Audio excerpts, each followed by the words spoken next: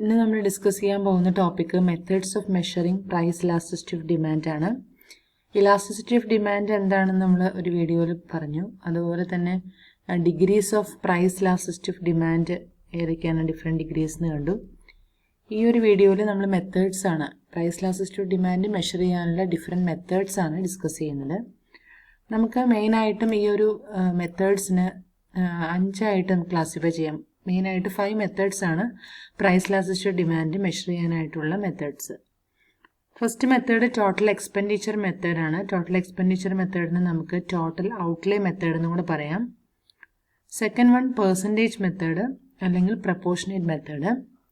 Third one point method. Fourth arc method. Last one revenue method. മെയിനായിട്ട് 5 methods ആണ്. First total expenditure or total outlay method, percentage method or proportionate method, point method, arc method, revenue method. ഇനി ഓരോന്നും detail ആയിട്ട് എന്താണെന്ന് നോക്കാം. First one total expenditure അല്ലെങ്കിൽ total outlay method. Marshall has evolved the total expenditure method to measure the price elasticity of demand. According to this method, elasticity of demand can be measured by considering the change in price and the subsequent change in the total quantity of goods purchased and the total amount of money spent on it. അപ്പോൾ മാർഷലിൻ്റെ കോൺട്രിബ്യൂഷനാണ് ഈ total expenditure method. അപ്പോൾ അതിൽ നമുക്കറിയാം total expenditure എന്ന് പറയുന്നത് എങ്ങനെയാണ് നമുക്ക് calculate ചെയ്യാനായിട്ട് സാധിക്കുക. പ്രൈസും ക്വാണ്ടിറ്റി ഡിമാൻഡും. ടോട്ടൽ എക്സ്പെൻഡിച്ചർ കണ്ടുപിടിക്കാനായിട്ട് price multiplied by quantity demand. Total expenditure or total outlay find out by multiplying price and quantity demand. അതാണ് പറഞ്ഞിരിക്കുന്നത്. According to this method elasticity of demand can be measured by considering change in price and the subsequent change in the total quantity of goods purchased and the total amount of money spent on it. അപ്പോൾ ഈ ഒരു portion മാത്രം നോക്കിക്കേ. ഈ ഒരു മെത്തേഡിൽ elasticity of demand measure ചെയ്യുന്നത് എന്തിൻ്റെ, നമുക്കറിയാം ഇലാസ്റ്റിസിറ്റി എന്ന് പറഞ്ഞു കഴിഞ്ഞാൽ റെസ്പോൺസീവ്നെസ് ആണ് അല്ലേ.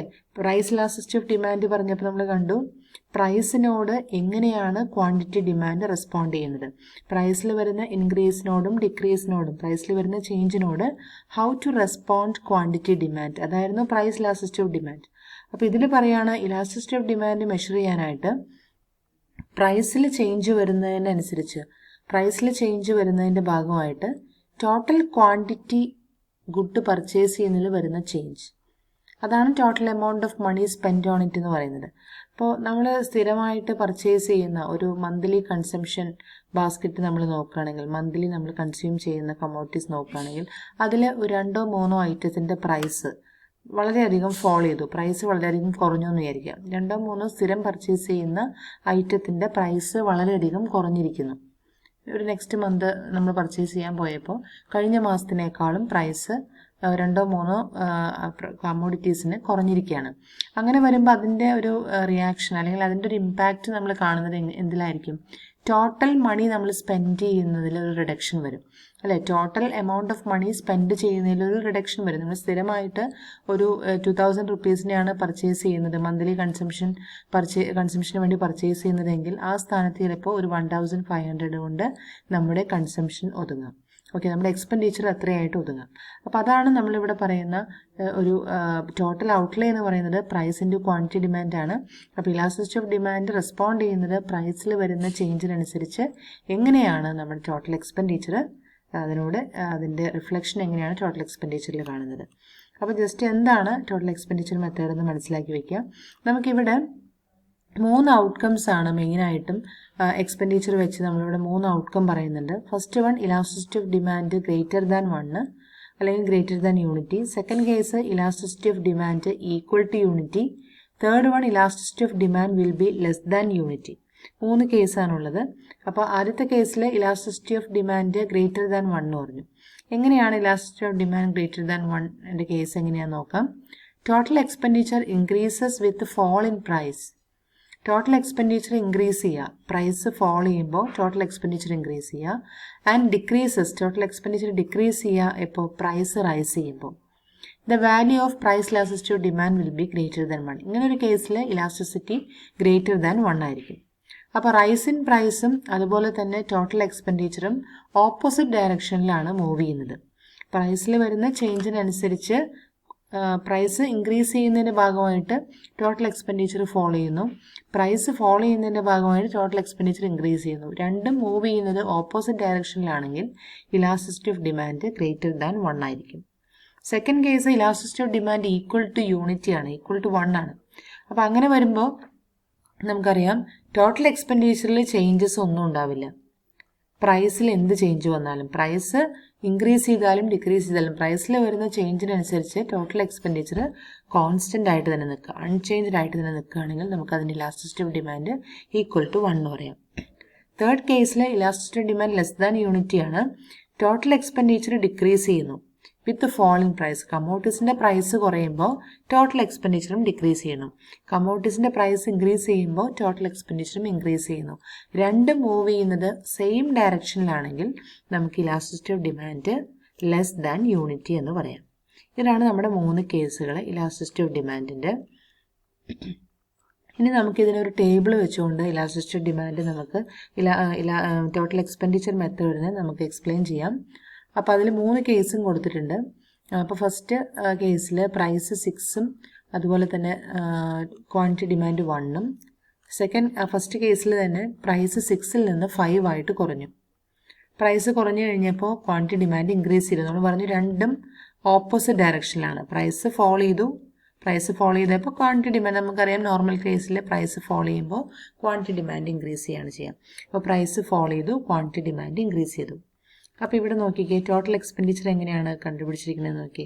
6 × 1 പ്രൈസ് ഇൻറ്റു ക്വാണ്ടിറ്റി ഡിമാൻഡ് ആണ് ടോട്ടൽ എക്സ്പെൻഡിച്ചർ. നമ്മൾ നേരത്തെ കണ്ടു അല്ലേ, ടോട്ടൽ ഔട്ട്ലേ അല്ലെങ്കിൽ ടോട്ടൽ എക്സ്പെൻഡിച്ചർ എന്ന് പറയുന്നത് എന്താണ്, പ്രൈസ് ഇൻറ്റു ക്വാണ്ടിറ്റി ഡിമാൻഡ് ആണ്. അപ്പോൾ മൾട്ടിപ്ലൈ ചെയ്ത് എഴുതി. ദെൻ രണ്ടാമത്തെ 5 × 2 10. രണ്ടാമത്തെ കേസിൽ 4 ആണ് പ്രൈസ്, ക്വാണ്ടിറ്റി ഡിമാൻഡ് 3 ആയിരുന്നു. പ്രൈസ് ഫോളോ ചെയ്തു. പ്രൈസ് ഇൻക്രീസ് ചെയ്യുകയോ ഡിക്രീസ് ചെയ്യുകയോ ചെയ്താലും ക്വാണ്ടിറ്റി ഡിമാൻഡിൽ ടോട്ടൽ എക്സ്പെൻഡിച്ചറിൽ ചേഞ്ച് ഉണ്ടാവില്ല എന്നാണ് നമ്മൾ കണ്ടത്. അപ്പോൾ പ്രൈസ് ഇവിടെ ഫോളോ ചെയ്തിരിക്കുകയാണ്. 4ൽ നിന്ന് 3 ആയിട്ട് കുറഞ്ഞു. ക്വാണ്ടിറ്റി ഡിമാൻഡ് 3ൽ നിന്ന് 4 ആയിട്ട് ഇൻക്രീസ് ചെയ്തു. അതേസമയം ടോട്ടൽ എക്സ്പെൻഡിച്ചർ നോക്കിയാൽ total expenditure remains constant. Total എക്സ്പെൻഡിച്ചറിൽ യാതൊരു ചേഞ്ചും വന്നിട്ടില്ല. ഇവിടെ നമ്മൾ കണ്ടു പ്രൈസ് ഫോളോ ചെയ്തു, 6ൽ നിന്ന് 5 ആയിട്ട് ഫോളോ ചെയ്തു. അതേസമയം ടോട്ടൽ എക്സ്പെൻഡിച്ചർ 6ൽ നിന്ന് 10 ആയിട്ട് ഇൻക്രീസ് ചെയ്തു. അപ്പോൾ ഒന്ന് ഡയറക്ഷൻ ഫോളിംഗ് ആണ് കാണിക്കുന്നത്, അല്ലെങ്കിൽ ഡൗൺവേർഡ് ഡയറക്ഷനാണ്, മറ്റൊന്ന് അപ്വേർഡ് ഡയറക്ഷനാണ്. രണ്ടും ഓപ്പോസിറ്റ് ഡയറക്ഷനാണെങ്കിൽ ഗ്രേറ്റർ ദാൻ 1 കണ്ടു. ഈ ഒരു കേസിൽ പ്രൈസ് ഫോളോ ചെയ്തു, 4ൽ നിന്ന് 3 ആയിട്ട് പ്രൈസ് കുറഞ്ഞു. അതേസമയം ടോട്ടൽ എക്സ്പെൻഡിച്ചർ റിമെയിൻസ് അൺചേഞ്ച്ഡ് ആണ്, കോൺസ്റ്റൻ്റ് ആണ്. ഈ ഒരു കേസിലാണ് നമ്മൾ ഇലാസ്റ്റിസിറ്റി ഈക്വൽ ടു 1 എന്ന് പറയുന്നത്. തേർഡ് കേസിൽ പ്രൈസ് ഫോളോ ചെയ്തു, 2ൽ നിന്ന് 1 ആയിട്ട് ഫോളോ ചെയ്തു. അപ്പോൾ ടോട്ടൽ എക്സ്പെൻഡിച്ചറും ഫോളോ ചെയ്യുന്നു, അതേ ഡയറക്ഷനിൽ തന്നെ 10ൽ നിന്ന് 6 ആയിട്ട് കുറഞ്ഞു. അപ്പോൾ രണ്ടും ഒരേ ഡയറക്ഷനിലാണെങ്കിൽ നമുക്ക് പറയാം ഇലാസ്റ്റിസിറ്റി ലെസ് ദാൻ 1. ഓക്കെ, അപ്പോൾ അത്രയും ക്ലിയർ ആയി കാണും. നെക്സ്റ്റ് നമ്മൾ പെർസെൻറ്റേജ് മെത്തേഡാണ്. പെർസെൻറ്റേജ് മെത്തേഡും ഡോക്ടർ മാർഷലിൻ്റെ തന്നെയാണ്, ആൽഫ്രഡ് മാർഷലിൻ്റെ തന്നെയാണ്. ഈ ഒരു മെത്തേഡിൽ പറയുന്നത് പ്രൈസ് ഇലാസ്റ്റിസിറ്റി ഓഫ് ഡിമാൻഡ് എന്ന് പറയുന്നത് it is the ratio of change in quantity demand to change in price of commodity. പ്രൈസിൽ വരുന്ന ചേഞ്ചിനനുസരിച്ച് ക്വാണ്ടിറ്റി ഡിമാൻഡ് എങ്ങനെയാണ് ചേഞ്ച് ചെയ്യുന്നത്, ഇതാണ് നമ്മൾ പ്രൈസ് ഇലാസ്റ്റിസിറ്റി ഓഫ് ഡിമാൻഡിൽ പറഞ്ഞത്. ഇത് മെഷർ ചെയ്യാനായിട്ട് നമുക്ക് ഉപയോഗിക്കുന്ന മെത്തേഡാണ് പെർസെൻറ്റേജ് മെത്തേഡ് അല്ലെങ്കിൽ പ്രപ്പോർഷനേറ്റ് മെത്തേഡ്. നമുക്ക് percentage method and proportion method നമ്മൾ നേരത്തെ കണ്ടിട്ടുണ്ട്. പ്രൈസ് ഇലാസ്റ്റിസിറ്റി ഓഫ് ഡിമാൻഡ് പറഞ്ഞപ്പോൾ ഡീറ്റെയിൽ ആയിട്ട് നമ്മൾ കണ്ടു. EP is equal to percentage change in quantity demand divided by percentage change in price.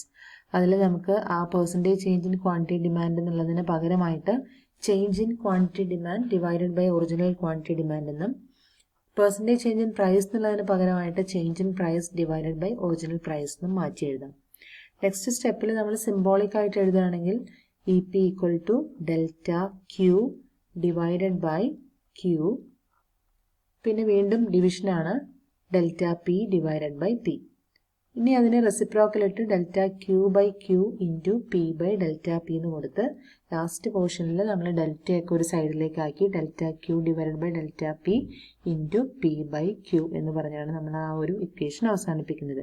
അപ്പോൾ ആ സെയിം ഇക്വേഷൻ തന്നെ നിങ്ങൾക്ക് ഇവിടെയും എഴുതണം, പെർസെൻറ്റേജ് മെത്തേഡ് അല്ലെങ്കിൽ പ്രപ്പോർഷനേറ്റ് മെത്തേഡ് എന്നുള്ളിടത്ത്.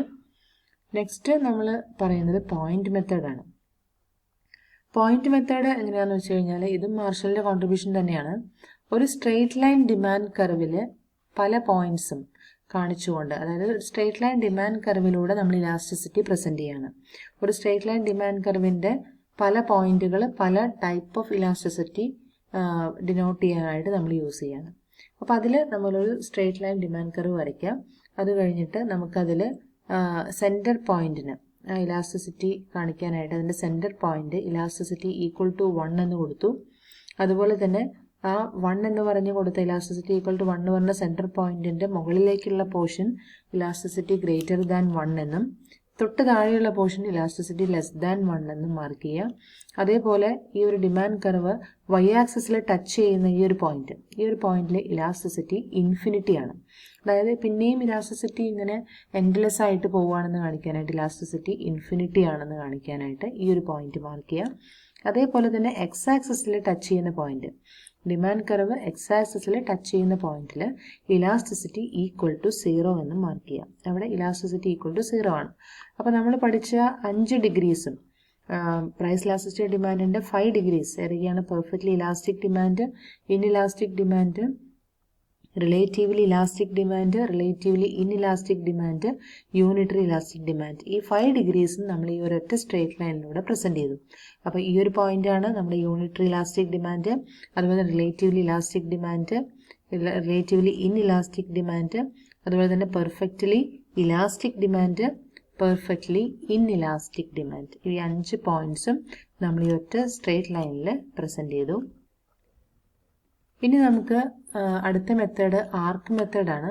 ആർക്ക് മെത്തേഡിലും നമ്മൾ ഇതുപോലെ ഒരു ഡയഗ്രം നമുക്ക് വേണം. ആ ഒരു ഡിമാൻഡ് കർവ് വരയ്ക്കുക. നമ്മൾ നേരത്തെ സ്ട്രേറ്റ് ലൈൻ ആയിട്ടാണ് വരച്ചത്, ഇവിടെ നമ്മൾ ഡിമാൻഡ് കർവ് ആയിട്ട് കൊടുത്തു. ഇനി ഇതിൽ ഇലാസ്റ്റിസിറ്റി മെഷർ ചെയ്യുന്നത് 2 points on the same demand curve. ഈ 2 പോയിന്റും വെച്ചുകൊണ്ടാണ് നമ്മളുടെ ഇലാസ്റ്റിസിറ്റി മെഷർ ചെയ്യുക. Any 2 points on A demand curve make an arc. ഏതെങ്കിലും 2 പോയിന്റ് എടുത്തുകൊണ്ട് നമ്മൾ അതിനെ ഒരു ആർക്കായിട്ട് കൺസിഡർ ചെയ്യണം. ഇത്രയും ഒരു പോർഷൻ നമ്മൾ പറഞ്ഞു കോൺവെക്സ് ഒറിജിൻ ആയിട്ട് നമുക്ക് വരയ്ക്കുമ്പോൾ ഈ ഒരു കർവ് ആയിട്ടുള്ള ഒരു ഷേപ്പ് അല്ലെങ്കിൽ ഈ ഒരു പോർഷനാണ് നമ്മൾ ആർക്കായിട്ട് കൺസിഡർ ചെയ്യുന്നത്. അപ്പോൾ പി തൊട്ട് എം വരെയുള്ള അത്രയും portion. The area between P and M on the demand curve it is an arc. P തൊട്ട് എം വരെയുള്ള ഇത്രയും പോർഷൻ ഒരു ആർക്കായിട്ട് കൺസിഡർ ചെയ്യണം. It is an arc which measure elasticity over a certain range of price and quantity. അതായത് ഈ ഒരു റേഞ്ചിൽ ഈ ഒരു ഏരിയയിലുള്ള പ്രൈസ് ആൻഡ് ക്വാണ്ടിറ്റി വെച്ചുകൊണ്ട് നമ്മൾ പറഞ്ഞു ഇവിടുത്തെ പ്രൈസ് OP എന്ന് പറയുന്ന പ്രൈസിൽ OQ1 ക്വാണ്ടിറ്റി ഡിമാൻഡ് ചെയ്യണം. പ്രൈസ് ഫോൾ ചെയ്തു, OP2 ആയിട്ട് പ്രൈസ് ഫോൾ ചെയ്തു, അതനുസരിച്ച് ക്വാണ്ടിറ്റി ഡിമാൻഡ് ഇൻക്രീസ് ചെയ്തു. ഈ ഒരു ചേഞ്ച് ഈ ഒരു ഏരിയയിൽ കാണിക്കുന്നതാണ് നമ്മുടെ ഇവിടുത്തെ ഇലാസ്റ്റിസിറ്റി. അപ്പോൾ ഇത് മാത്രം നോക്കുക. ഡിമാൻഡ് കർവിലെ ഈ ആർക്കായിട്ട് കിടക്കുന്ന ഈ ഒരു പോർഷനാണ് ഇതിൻ്റെ ഇലാസ്റ്റിസിറ്റി മെഷർ ചെയ്യാനായിട്ട് യൂസ് ചെയ്യുന്നത്. നമുക്കതിൻ്റെ ഇലാസ്റ്റിസിറ്റി മെഷർമെൻറ്റിന് വേണ്ടി ഒരു ഇക്വേഷനും കൂടെ പഠിച്ചു വെക്കണം. ആ ഇക്വേഷനാണ് ഇവിടെ കാണിച്ചിരിക്കുന്ന ഈ ബോക്സിൽ കാണിച്ചിരിക്കുന്നത്. ആർക്ക് ഇലാസ്റ്റിസിറ്റി ഓഫ് ഡിമാൻഡ്, അതായത് EA എന്ന് നമുക്ക് പ്രസൻറ്റ് ചെയ്യാം. സാധാരണ പ്രൈസ് ഇലാസ്റ്റിസിറ്റി ഓഫ് ഡിമാൻഡ് പറയുമ്പോൾ EP എന്ന് പറയില്ലേ, അതേപോലെ ആർക്ക് ഇലാസ്റ്റിസിറ്റി ഓഫ് ഡിമാൻഡ് എന്നുള്ളതിന് EA എന്ന് കൊടുക്കുക. അത് കഴിഞ്ഞിട്ട് ഇക്വേഷൻ എഴുതാം. ചേഞ്ച് ഇൻ ഡിമാൻഡ്, ഇക്വേഷൻ മാത്രം മതി. Change in demand by original demand plus new demand whole divided by change in price divided by original price plus new price. ഇനി ഇതിനൊന്ന് മാറ്റി എഴുതാം. ഇവിടെ ചേഞ്ച് ഇൻ ഡിമാൻഡ് എന്നുള്ളതിന് പകരമായിട്ട് Q minus Q1 divided by original demand എന്നുള്ളതിന് Q എന്ന് കൊടുക്കുക, ന്യൂ ഡിമാൻഡ് എന്നുള്ളതിന് Q1 കൊടുക്കുക. ഡിവിഷൻ്റെ സിമ്പിൾ കൊടുത്തു. ദെൻ ചേഞ്ച് ഇൻ പ്രൈസ് എന്നുള്ളതിന് P മൈനസ് P1 കൊടുക്കുക, ഒറിജിനൽ പ്രൈസ് എന്നുള്ളതിന് P എന്ന് കൊടുക്കുക, പ്ലസ് ന്യൂ പ്രൈസ് എന്നുള്ളതിന് P1 കൊടുക്കുക. പിന്നെ അത് ഓരോന്നും എന്താണ് എഴുതിയിരിക്കുകയാണ്. ഇതാണ് Q1 എന്ന് പറഞ്ഞാൽ ന്യൂ ക്വാണ്ടിറ്റി ആണ്, P1 എന്ന് പറഞ്ഞാൽ ഒറിജിനൽ പ്രൈസ്, P1 അല്ല കേട്ടോ ഇവിടെ, P എന്ന് പറയുന്നത് ഒറിജിനൽ പ്രൈസ് ആണ്, P1 ആണ് ഇവിടെ വേണ്ടത്, P1 എന്ന് പറയുന്നത് ന്യൂ പ്രൈസ് ആണ്. അപ്പോൾ ഇത്രയും കാര്യങ്ങളാണ് നമുക്ക് ഈ ഒരു ആർക്ക് മെത്തേഡിൽ എഴുതാനുള്ളത്. പിന്നെ ലാസ്റ്റ് വൺ നമ്മുടെ റവന്യൂ മെത്തേഡാണ്. റവന്യൂ മെത്തേഡിൽ നിങ്ങൾ ആകെ മനസ്സിലാക്കി വെക്കാനുള്ളത് ജോൺ റോബിൻസന്റെ കോൺട്രിബ്യൂഷനാണ് റവന്യൂ മെത്തേഡ്. റവന്യൂ മെത്തേഡ് കണ്ടുപിടിക്കാനായിട്ടുള്ള ഇക്വേഷനാണ് ED is equal to AR divided by AR minus MR. AR എന്ന് പറഞ്ഞാൽ ആവറേജ് റവന്യൂ, MR എന്ന് പറഞ്ഞാൽ മാർജിനൽ റവന്യൂ. അപ്പോൾ average revenue divided by average revenue minus marginal revenue ആണ് നമുക്ക് റവന്യൂ മെത്തേഡിലെ ഇലാസ്റ്റിസിറ്റി കണ്ടുപിടിക്കാനായിട്ടുള്ള ഇക്വേഷൻ. അതിൽ AR എന്താണ്, MR എന്താണ്, TR എന്താണെന്നൊക്കെ പറയുന്നുണ്ട്. ടോട്ടൽ റവന്യൂ എന്ന് പറയുന്നത് മൊത്തം സെയിലിൽ നിന്ന് കിട്ടുന്ന പ്രൊസീഡ്സ് ആണ്. അതേസമയം ആവറേജ് റവന്യൂ എന്ന് പറയുമ്പോൾ അതിന്